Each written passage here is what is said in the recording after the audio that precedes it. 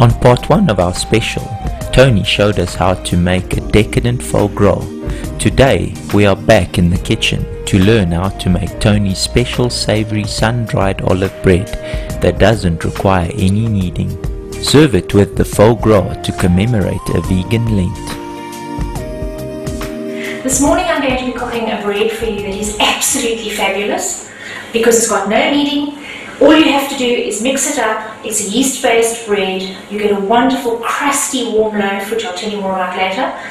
And all you have to do is let it rise and bake it. Please feel free to use whatever flour you have available. I'm going to be using a stone ground flour, which I normally keep in the fridge. It keeps it fresher for longer because stone ground flour contains everything, which means that it's live, far healthier than the others. I'm going to be adding 3 cups here. I only use Himalayan salt. It's far healthier than the stuff that you buy from your local supermarkets. And this requires roughly a teaspoon.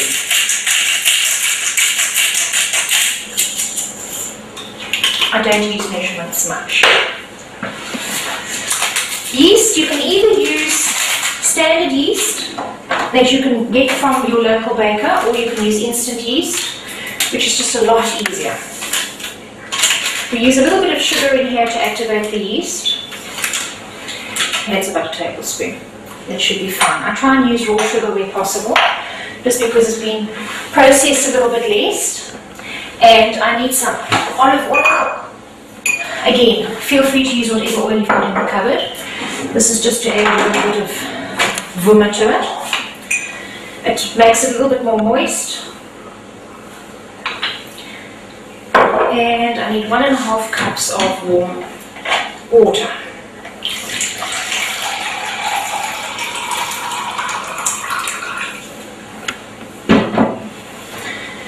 If you mix all of this together first, just to sort of spread everything. I was going to make sun-dried olive bread, so I'm going to chop up the sun-dried olives quickly. These have been dried with rosemary, which is quite nice. Dried olives are better than wet olives for this, simply because they don't make the bread soggy. They add a really nice gentle flavour. I'm also going to add dried onion to this. Dried onion is fabulous. Again, it will give it flavour, a little bit of depth, without making it soggy. Warm water gets added to this. And feel free to use whatever container is available that you can bake in. You don't have to use a bread tin. You can cook or bake bread in a cake tin if you like. It gives it an interesting shape. And you have this wonderful batter. And as you bite through it, you're going to find little bits of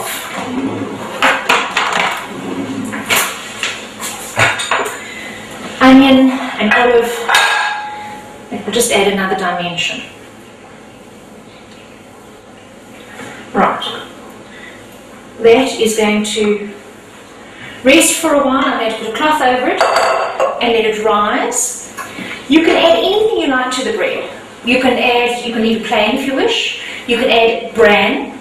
You can use sun-dried tomatoes. A really nice combination is chopped, dried or glacéed pineapple and pecan nuts, or walnuts and olive, or sun-dried tomato and rosemary. Grab a handful of something that interests you and throw it in, and that way you can get variations on a theme. I'm going to put this aside to rise in the meantime.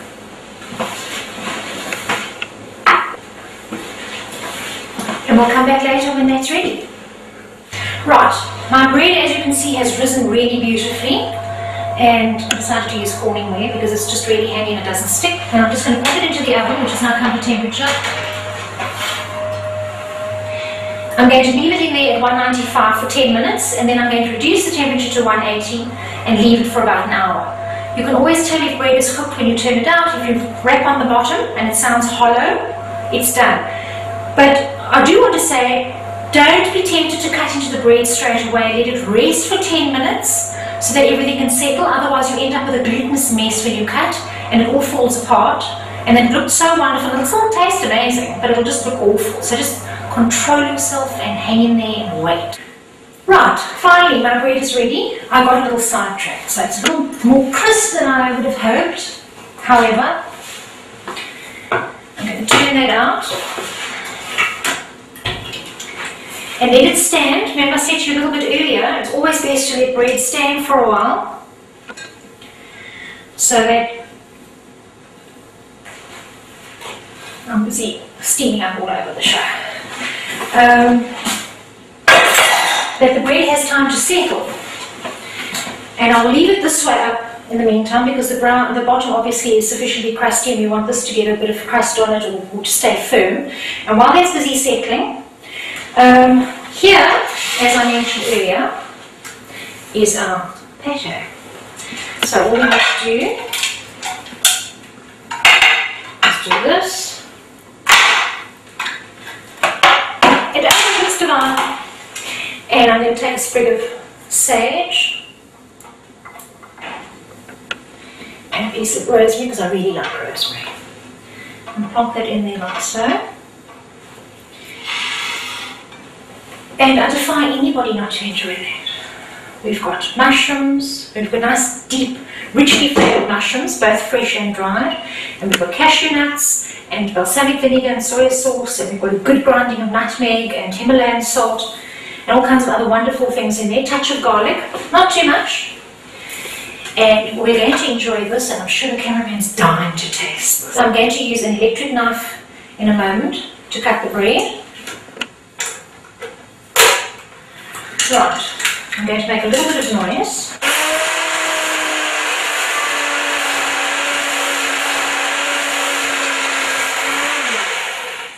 Now tell me that that doesn't look absolutely fabulous. And it's what we call a scarfwachte snee because it's so thick. Right, and now I've cut the bread and I've turned it around for you, and you can see that this is studded with sun-dried olives that have been flavoured with rosemary, and we use the dried onions in here so that the bread doesn't become too moist and sticky.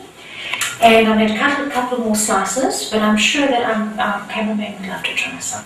And as you can see, the slice is absolutely beautiful, so I think that you need to try that. And I'm going to have a little bit over here myself. And I definitely want to have another slice of this pate. And you could serve this with crackers, you could serve it with your bread, you could serve it on its own with a salad, or with a medley of mushrooms. So you could have this and possibly some marinated raw mushrooms. You could make a mushroom dusel, which is finely chopped mushrooms cooked with onions and spices and liquid flavour of your choice. So you could do a little bit of everything, and in fact I would also serve it with a mushroom soup. So you have 4 different things that contain mushrooms. So here goes.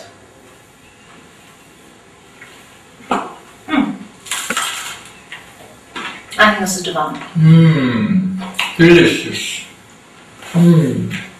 Very nice. Does that mean you're staying for lunch? Definitely. All crispy. I can taste the mushrooms. Very nice. Good. Good. And the olives. Very nice. Now, but the olives give a roundness of flavour. It adds saltiness and a texture, and it brings everything together, I think, quite nicely. Do you think there is enough?